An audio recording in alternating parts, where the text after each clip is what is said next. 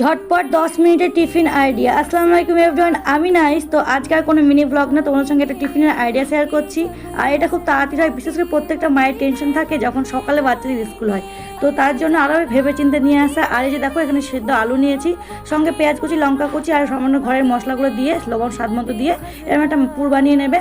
আর সঙ্গে নেবে এই যে বেসন, আর বেসনে তোমরা তোমাদের স্বাদ মতো লবণ, হালকা হলুদ আর লঙ্কা গুঁড়ো, লঙ্কার ঝালটা তোমরা তোমাদের মন মতো দেবে। আর এটা দেখবে বাচ্চারা কিন্তু সত্যিই খুব পছন্দ করে। এটা টিফিন বলো বা তোমার চায়ের সঙ্গে স্ন্যাক্স হিসেবে এটা কিন্তু ব্যবহার করতে পারো। আর খুব তাড়াতাড়ি কিন্তু এটা তৈরি হয়ে যায় আমাদের।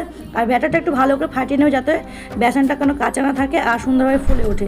তো এই যে পাউরুটি নিয়েছি, আর পাউরুটির ভেতরে কিন্তু এই আলু পুরটা দিয়ে নিয়েছি। আর এরকমভাবে আর একটু পাউরুটি উপর থেকে দিয়ে নেবে।